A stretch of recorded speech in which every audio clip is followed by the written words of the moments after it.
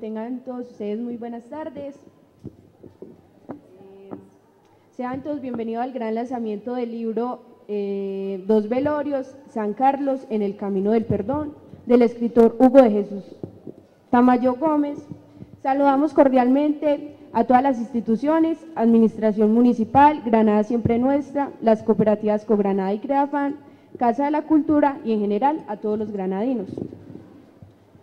Bueno, en nuestra mesa principal nos acompaña Mario Gómez, que lleva como director de la Biblioteca Jesús María Yepes 20 años, estudió Facultad de Filosofía y Letras en la Bolivariana, fue 2 años coordinador de educación en el municipio, trabajó en la recuperación de la memoria cultural de Granada en el 1996 hasta el 1997 y fue director de la Casa de la Cultura desde el 1985 hasta el 2008. Y al escritor Hugo de Jesús Tamayo Gómez, que fue comerciante hasta sus 50 años y a partir de ese momento se dedicó a leer y a escribir. Sus obras más recientes son una novela titulada Lo que el banco se llevó, que lo lanzó en el 2012, fue premio de literatura de la Gobernación de Antioquia en el 2013, en la modalidad crónica con el libro Desde el Salón del Nunca Más, Crónicas de Desplazamiento, Desaparición y Muerte. Fue Premio Nacional de Periodismo en el 2017, Los Justos en el Conflicto Armado Colombiano, con la crónica Tomas a Granada, y este año publicó en abril del 2017 el libro que vamos a presentar a continuación, Dos Velorios, San Carlos en el Camino del Perdón, y un reconocimiento especial a la editorial Hilos de Plata Editores. Ahora le voy a dar las palabras a nuestro alcalde para que le dé apertura a este gran lanzamiento. Buenas noches. Agradecimiento a todos los que nos acompañan. Una sincera felicitación a Hugo, un ilustre granadino que nos representa muy bien y más ahora como escritor. El lanzamiento de este libro es un recuerdo que nos permite entendernos como región. Sus relatos no son más que el reflejo de una historia que dolió, que no debemos olvidar. Sus líneas hacen todo un recuento de lo que pasó, no solo en San Carlos, sino en toda una región que fue víctima de un conflicto desgarrador.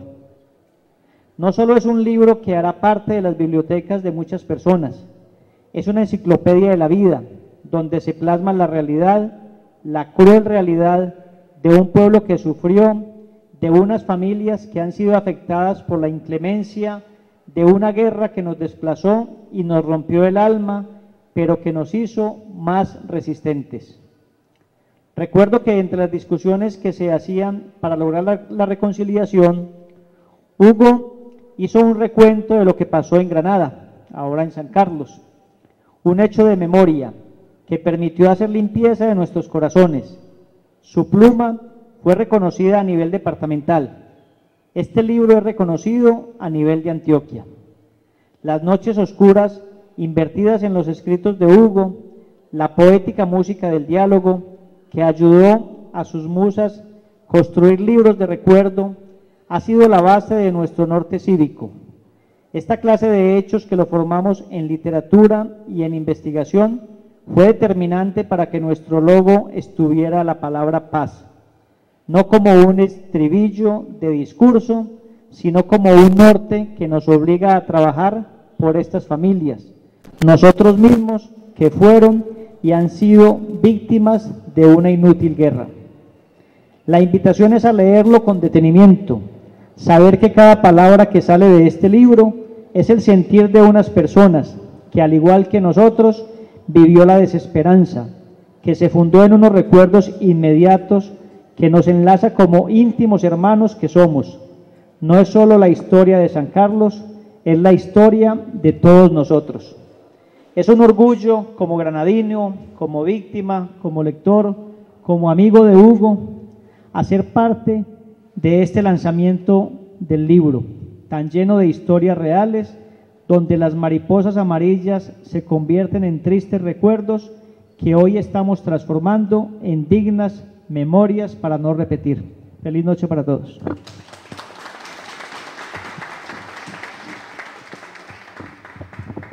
Bueno, a continuación vamos a escuchar un conversatorio entre Mario Gómez y el escritor.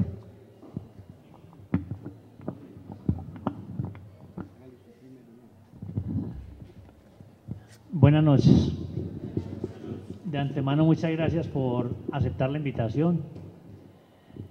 Vamos a estar acá conversando unos minutos, de Mario y mi persona, sobre lo que fue la construcción del libro y, por qué no, de muchas cosas que me imagino que Mario irá a preguntar con sus inquietudes, cómo se construyen las historias, cómo se recorre el camino para irlas armando,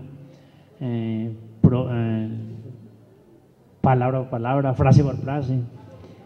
También enseguida que terminemos, tenemos intervención de ustedes para si tienen alguna inquietud, con mucho gusto se las estaré resolviendo.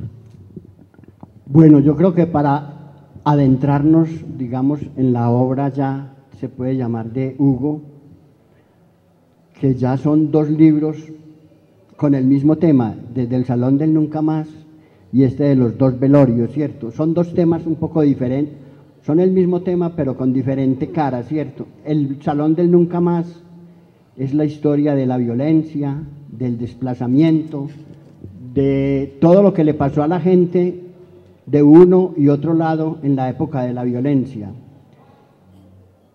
Y era el tema pues de la muerte, del secuestro de pronto un poco, y todo lo que le pasó a la gente pues en la época difícil, digamos del año, desde 1988, si se puede decir así, porque fue la época en que prácticamente pues arrancó de una manera definitiva la historia pues de la violencia. Ustedes bien saben que mañana, 11 de junio, se cumplen 29 años de la primera toma guerrillera, Hugo, en Granada, ¿cierto? En 1988. Ustedes bien pueden recordar esa época, los que están un poquito más viejitos. Los jóvenes, claro que todavía no se acuerdan. Pero prácticamente en el año de 1988, cuando se dio pues la primera toma guerrillera aquí en Granada, es la época en que arranca propiamente, digamos, el tema fuerte de la violencia en Granada. Y es la historia de 1988, digamos que hasta 1996-97, pues es la época del predominio de los movimientos subversivos, pues el ELN, las FARC y de pronto algunos otros movimientos que hicieron presencia en la zona. Y durante esa época pues la comunidad se les adhirió a ellos por la falta pues de la presencia del Estado. Ellos se convirtieron en jueces, en arregladores de todos los entuertos, de todos los, hasta de matrimonios y de todo. Entonces fue la época que nos tocó vivir con la presencia pues de la guerrilla de una manera total en el municipio de Granada. Cuando ya aparecieron las otras fuerzas, el paramilitarismo, es como se relata en el libro de Hugo, es la época en que empieza la verdadera guerra, la guerra fuerte, la guerra violenta en que se dan las desapariciones, se dan las muertes selectivas, se dan los retenes violentos entre Granada y el Santuario, y también por acá, por estos lados del Carmelo, de la Aurora, de la Sierra, de la Honda, pues toda esa época de muerte y de violencia. Y estos libros, este libro pues es el libro, digamos, de esta época de esa violencia fuerte en que la guerrilla hizo una presencia pues definitiva en la zona. El libro de los 2 velorios es la historia ya un poco más diferente, porque es la época del paramilitarismo, ¿cierto? La época fuerte en que los paramilitares empezaron a hacer presencia en la zona desde 1995-96 aquí en Granada, si se puede decir así, cuando se dio pues digamos la muerte de un teniente o de un policía aquí en el Palacio Municipal. Fue la época en que empezó a sentirse, digamos, de una manera fuerte la presencia paramilitar y se empezó a hacer la entrada, digamos, de una manera lenta pero segura y de una manera violenta a enfrentar la gente. Entonces, nosotros que estábamos acostumbrados a vivir con la guerrilla, empezamos a sentir la otra presencia y a sentir la fuerza que nos jalaba y que nos recordaba que el Estado estaba por ahí y que los paramilitares y que el ejército y que todas esas cuestiones estaban pendientes de los movimientos que cada uno de nosotros hacía. Y la guerrilla, aunque también hizo desapariciones forzadas, no fueron tantas, pero los paramilitares, ustedes recuerdan que aquí en Granada, por ejemplo, empezaron a matar la gente, sacándola del pueblo, llevándola por los lados de la María y allí los mataban. Cuando la comunidad se dio cuenta, o ellos mismos se dieron cuenta que la comunidad estaba muy nerviosa por tanto muerto y tanta cosa, cambiaron de método, empezaron a utilizar la desaparición forzada, a desaparecer la gente se iba, se la llevaban y nunca más se sabía de ellos. Estos dos velorios es la historia de un velorio de 20 años, de 10 años, de muchos años, y es la historia de la desaparición forzada. Muy cruel, y Hugo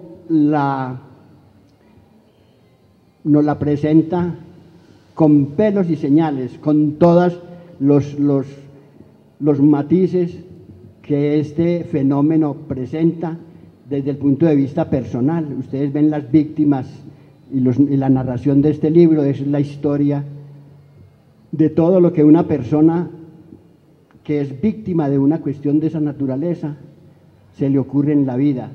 Piensa en la muerte, piensa en su doliente y tiene siempre la esperanza de que su ser querido está vivo, hasta que no encuentra pues los restos de su ser querido, no se da cuenta que está muerto y entonces utiliza todo ese tiempo para atormentarse, si se puede decir, psicológica, moralmente, y siempre está con la esperanza de que algún día ese ser querido va a aparecer. Entonces, ese relato, los dos velorios, es la historia pues de dos familias que se enfrentan a este fenómeno, al fenómeno de la desaparición forzada, y después de muchos años, el encuentro de sus restos, el velorio, si se puede decir, de esos restos, y esos dos fenómenos que se encuentran y que Hugo los relata muy bien allá, la tristeza y la alegría. La tristeza por el ser que se fue y la alegría porque por fin pudo darle cristiana sepultura a su ser querido. Entonces, en este fenómeno es de los más crueles a que nos ha enfrentado esta guerra tan absurda, ¿cierto? Y es una guerra tan absurda, digo yo, porque es una guerra que nosotros mismos nos la inventamos. A nosotros nos dicen que nosotros somos inocentes, que seres queridos, que no tenemos nada que ver con eso, pero no, de alguna manera todos somos responsables de esto que nos pasó, de una o de otra manera, por ignorancia, por complicidad, por omisión o por negligencia. De todas maneras tenemos parte en esta guerra. Los unos porque están a un bando, los otros porque están al otro bando, y creímos que matándonos los unos a los otros íbamos a solucionar el problema. Solamente ahora estamos hablando pues ya del posconflicto, ¿cierto? Estamos dejando atrás y vamos a pasar la página pues de la guerra. Y qué mejor que con estos relatos y estos trabajos que Hugo Tamayo nos hace, nos dan a nosotros como el ejemplo para que esas cosas no vuelvan a ocurrir jamás y que no volvamos de ninguna manera a caer en esa dicotomía, ¿cierto? Y en esa guerra tan absurda de matarnos nosotros, los que vivimos en el campo, los que vivimos en el pueblo, los que viven en Medellín. Ustedes bien saben, ustedes conocen y son testigos de esa guerra que si usted vivía en La Merced o en Santana o en tal parte, usted era un guerrillero, si usted vivía en zona fría era un paraco. Esas divisiones nos mataron y nos llevaron a hacer que estas cosas ocurrieran en Granada y en San Carlos y en toda la zona pues del oriente, ¿cierto? Esto nos muestra, digamos, la capacidad de guerra, la capacidad de destruirnos a nosotros mutuamente. Es hora de que empecemos a hablar del posconflicto, a hablar de paz y a no creer que el hermano, que el que vive en una parte o que vive en otra es diferente a nosotros. Hay que empezar a creer que todos somos iguales, que todos pertenecemos a la raza humana y que ninguno de nosotros tiene derecho a acabar con la vida del otro, esté donde esté, ideológica, política, religiosamente, porque hay que aprender a vivir en comunidad y aprender a respetar. Yo creo, estimados personas que nos acompañan aquí y de pronto algunos que nos están viendo desde las casas, que es hora de que nosotros entremos también a leer los libros de Hugo Tamayo y a apropiarnos de todas estas cosas que se relatan de una manera tan completa, tan minuciosa, todos estos fenómenos que se dan de la desaparición forzada, digamos, la parte psicológica, porque Hugo alcanza a presentarnos todo en estos libros, todo el aspecto humano que enmarca esta situación. Y es hora pues entonces de que empecemos a hablar de posconflicto, de superar esta situación y tener estos libros como recuerdo y como manera de que este fenómeno nunca más se vuelva a repetir. Muchas gracias.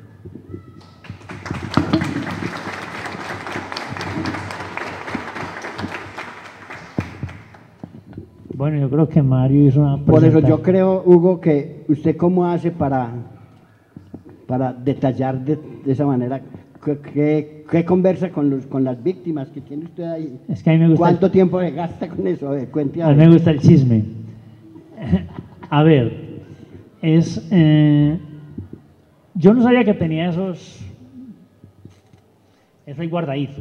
Yo apenas cuando cumplí 50 años que me di cuenta que podía escribir. Entonces ahí es donde yo me devuelvo a la vida, cuando un hijo me decía, papá, pégueme una pela porque no me escribo en la carta. Ya los hijos le regañaba por medio de cartas cuando tenían 12, 13 años. Y yo no sabía que eso ahora lo iba a traducir en literatura. Porque las cartas eran de 4 o 6 páginas, no era una carta que era... Yo le decía a la hija mía que estaba en Bogotá, le decía, mija, prende el FAS, hace 25 años, prende el FAS. ¿Por qué? Me ha mandado otra carta, ¿ahora qué hice? Entonces ahora digo que es que yo realmente tenía escondido lo de la literatura. Cuando ya dejo de trabajar, porque yo llevo vagando ya 10 años, escribir es como una vagancia bacana. Entonces me puse compré una grabadorcita, la cargo, no me empapa ya, la cargo y empiezo a preguntar y yo, a mí lo que me cuentan, yo lo transcribo literalmente en el computador, anteriormente pues en una hojita, pero en el computador lo transcribo literal y ahí voy armando, yo no pierdo una sola palabra. Obviamente ya hay que ir acomodando en el texto pues algo que quede bonito, porque a uno le dicen una cosa que una frase que le dicen de último, pues la colocas de primero o la armás. Nunca, y más aquí va nombre propio, entonces como va nombre propio no se puede decir nada que no se compruebe. Entonces la verdad es que ¿cómo armo eso? No, ni yo mismo me di cuenta cuando vi que era capaz de escribir.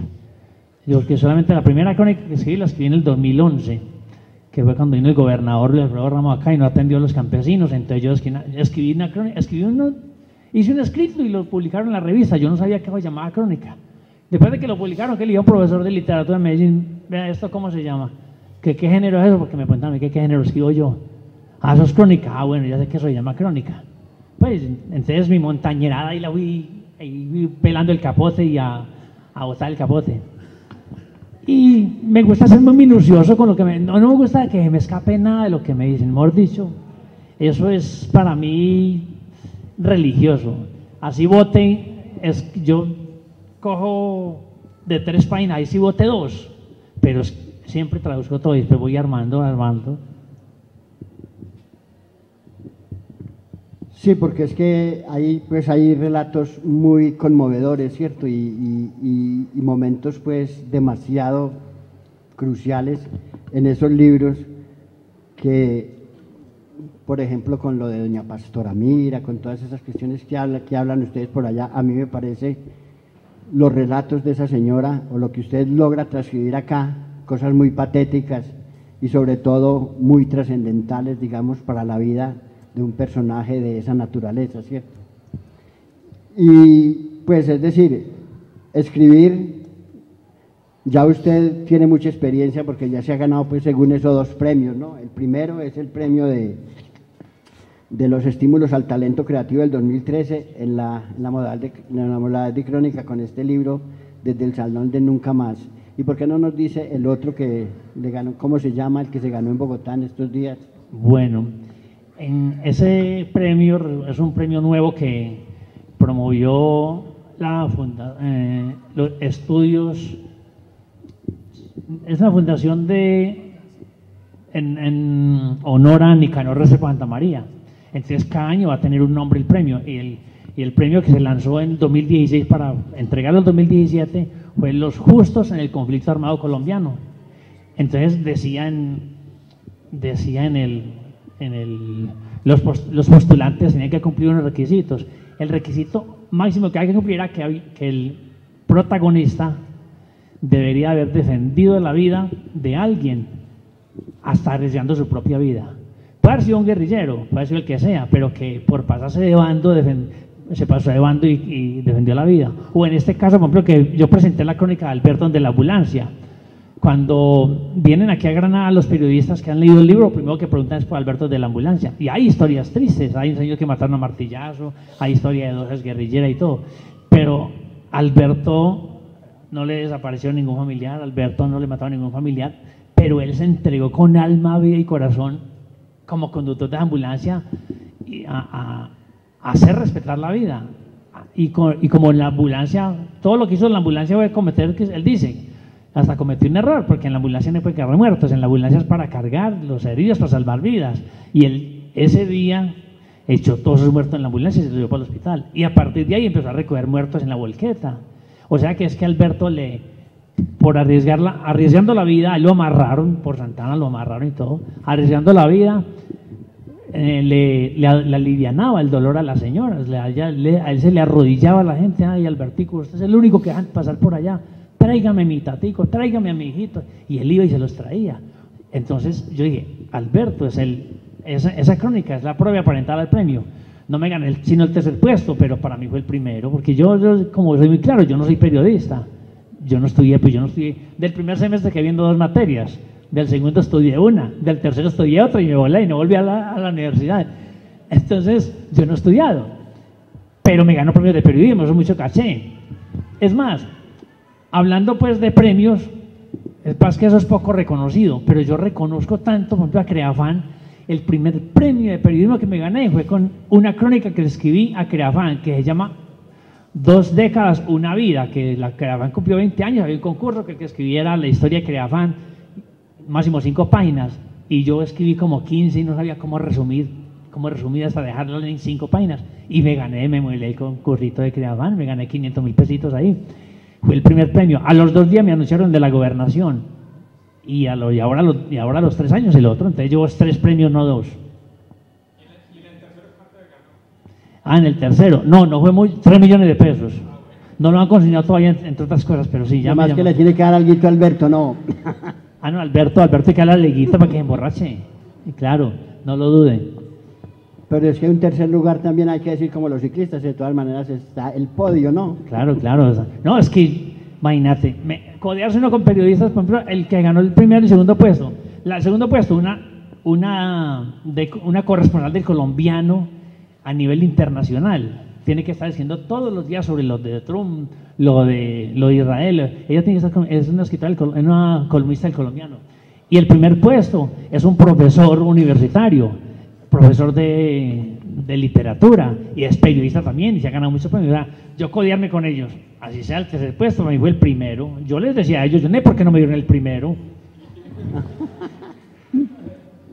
Si alguno tiene alguna pregunta que hacer, por favor.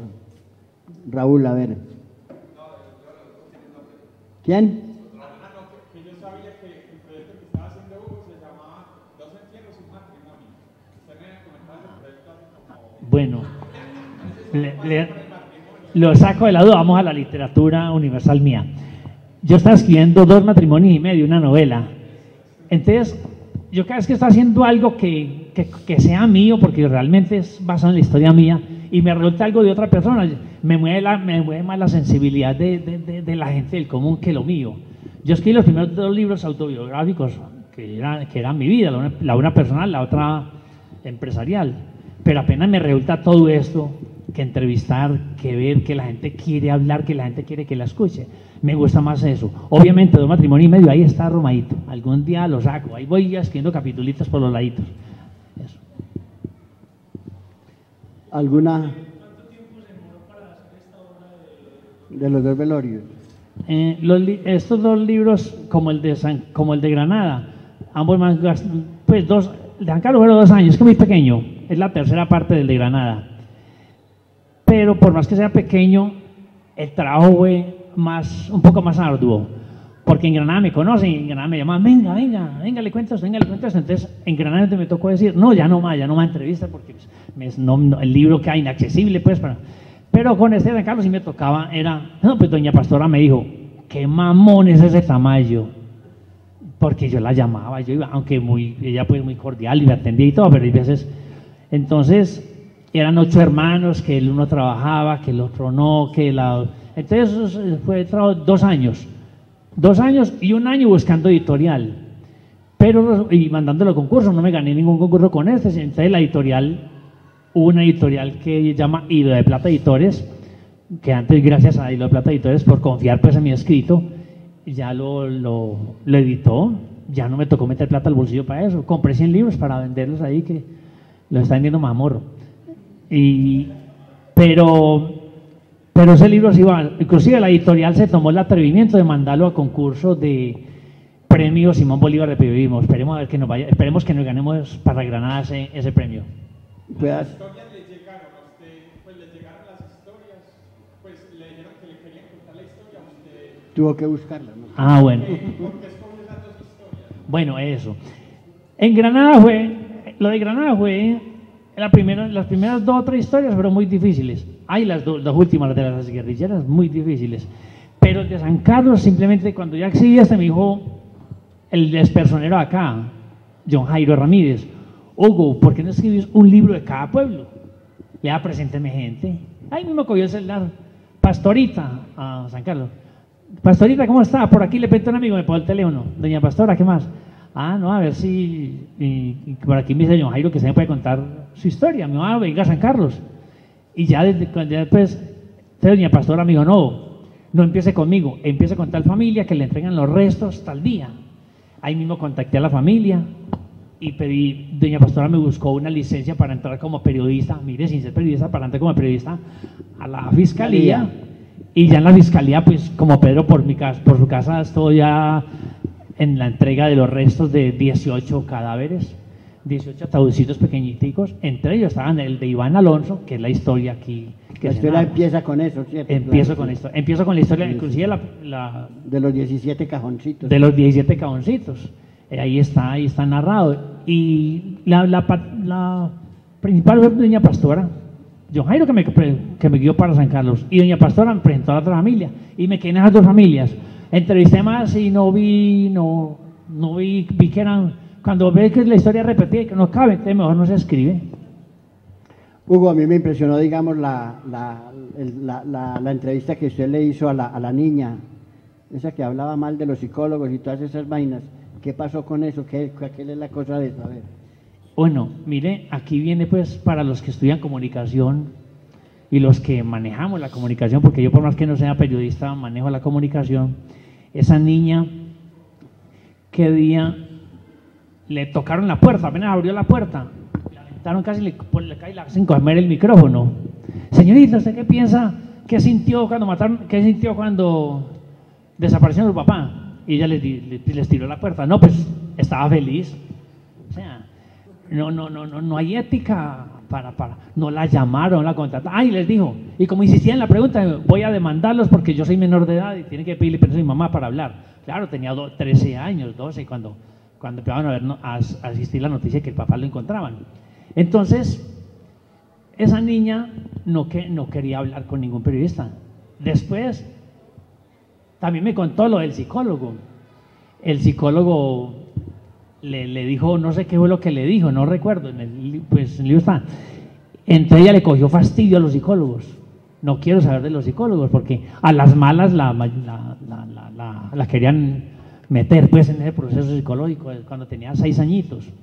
Y esa niña ahora con todo el proceso estudia psicología, está en el 8º semestre. Ahora 15 días fue el lanzamiento del libro. Además, era la más interesada que estuviera allá, porque es que el proceso, lo que se cuenta de ella aquí, el proceso que vivió, que le tenía bronca a los psicólogos, que le cogió fastidio a los periodistas, y yo poder entrarme a la casa de ella, entrevistarla, a la casa no, a la universidad. Yo trabajaba con ella todos los lunes a la 1 de la tarde, allí en la universidad, en la Católica de Oriente. Y con ella me la gané fue porque yo venía de Medellín cuando recogen los restos y yo le propuse ella estaba ahí, le propuse a la familia, yo voy vacío, ustedes me permiten llegar hasta San Carlos. Sí, claro, con mucho gusto, y en el carro, yo los llevo. Y ahí mismo me dijeron, listo, en Belén, en el camino, recoja una tía mía, recoja una hermana, me dijo una de las que entrevisté. Y recogí a la hermana, y la niña después me dijo, yo le doy la entrevista a usted, porque yo le tengo fastidio a los periodistas, porque usted recogió a mi tía en el camino y a un primo mío, y me acuerdo de eso. Y si quiere grabar, grabe. Entonces uno le gana a la gente, no necesita uno de presionar, las cosas se van dando.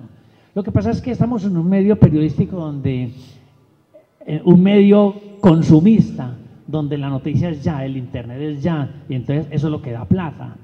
Pero como yo no llegué aquí como a ganar plata, pues si viene, bienvenida sea.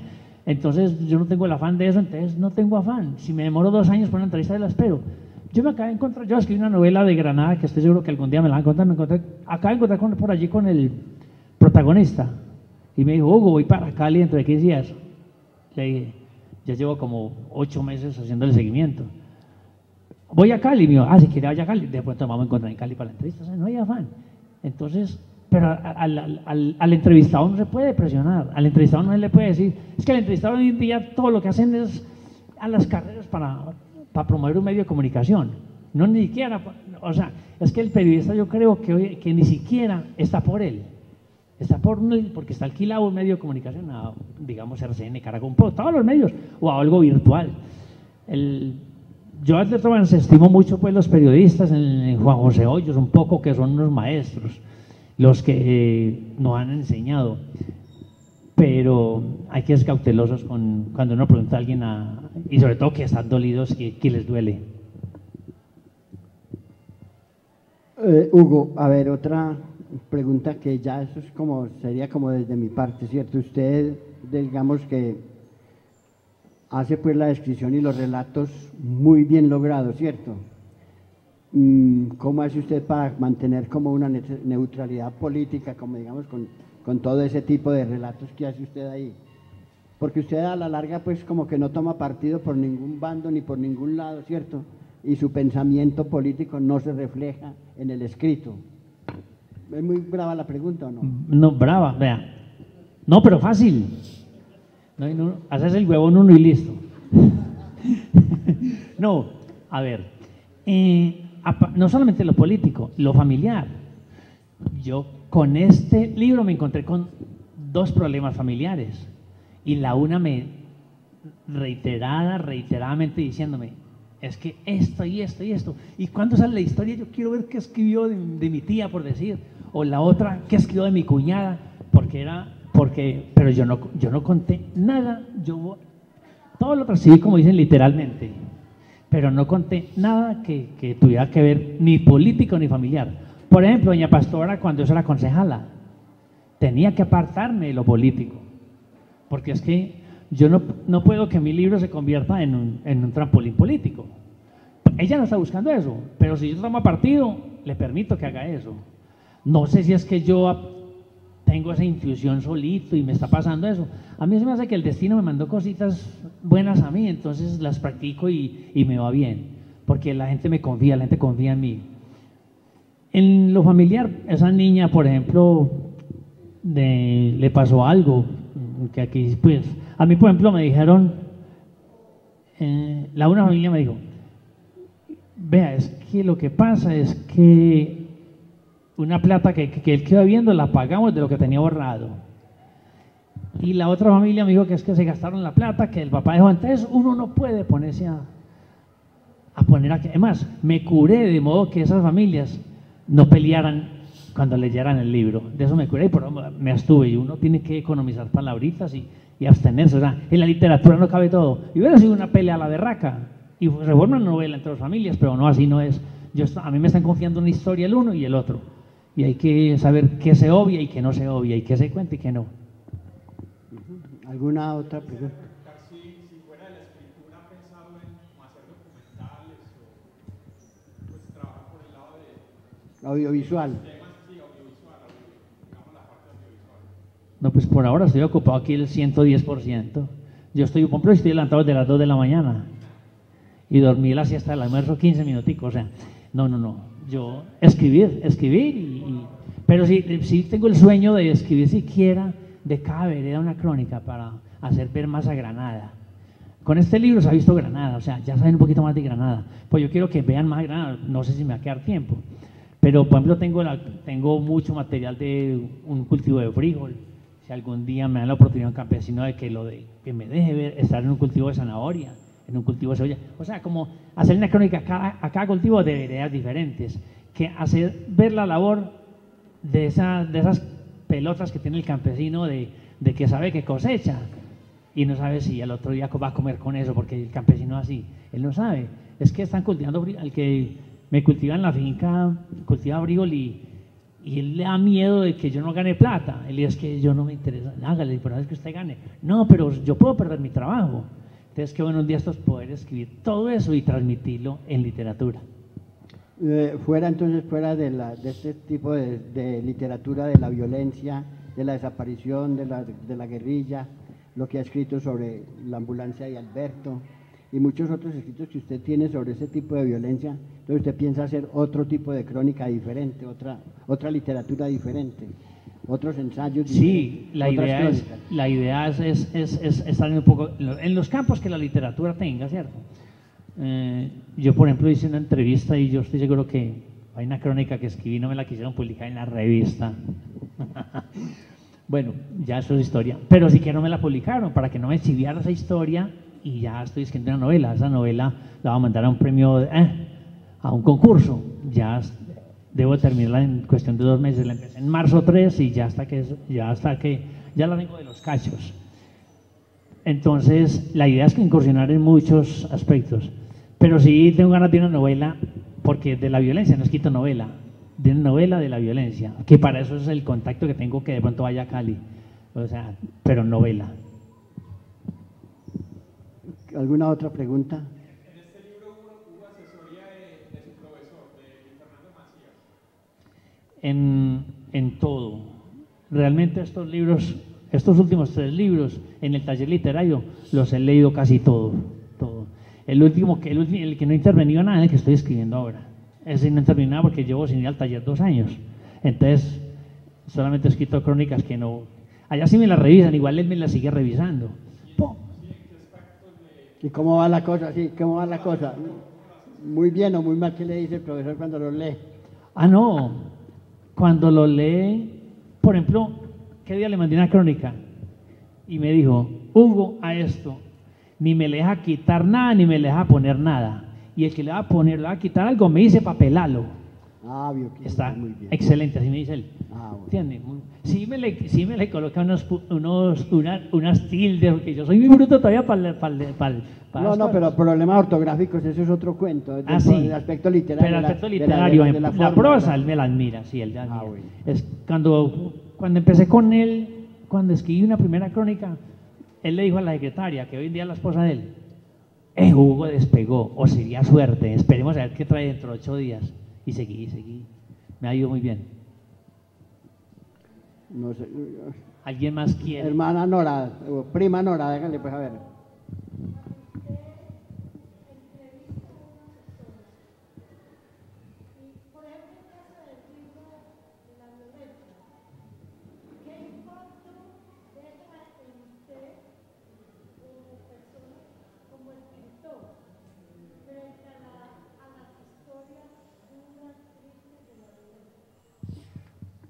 Vea, eso es como si uno estuviera viviendo 2 veces. Pues es muy difícil reemplazar al que lo vivió. Pero por ejemplo yo le pregunté a una periodista, referente a eso, le pregunté a una periodista en Medellín, que estábamos en un conversatorio, le dije a Patricia Nieto, que es una profesora de la Universidad de Antioquia, le dije, Patricia, ¿usted cómo hace? Yo llevo al taller, escribo como, pues yo estaba en la universidad, lo llevaba como tarea y leía, pero ya el libro como tal, cuando, por ejemplo, la historia de Alberto, no fui capaz de leerla, sino el año pasado que la fui a mandar al concurso. Yo empecé a leer en el metro y empecé a llorar la historia de Alberto. Es que, le digo una cosa, se queda uno sin voz, sin aliento, como si uno estuviera leyendo en voz alta, pero no, yo cierro el libro. Cuando salió el libro El Salón del Nunca Más, me dio por empezar a leerlo yo. Digo, a leerlo completico. Y empiezo por la historia de Alberto. Y en el metro empecé a llorar. Me tocó cerrar el libro. Lo pude leer, la crónica de Alberto completa, 3 años después, que fue cuando la mandé a concurso del premio que me gané, justo en el conflicto armado colombiano. Pero uno queda muy impactado. Uno tiene el tarugo.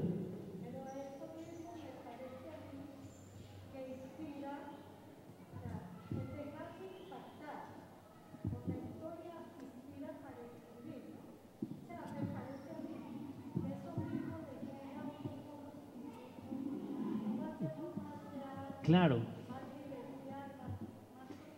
Sí, vale, cuento. Esta semana tuve una experiencia, diferente al conflicto. Yo hice una entrevista muy cruel, de una niña muy cruel. Y esta semana me puse a escribirla. Y yo no sabía que yo iba a llorar por cosas diferentes a lo de la violencia. Lloré a moco tendido a las 3:30 de la mañana escribiendo eso. Y cuando ustedes lean algún día la historia que va a salir en 1 año o 2, estoy seguro que me van a entender el por qué lloré. Es que es impresionante esa historia. O sea, sí, se necesitaría ser un corazón muy duro para uno no doblegarse ante esas historias.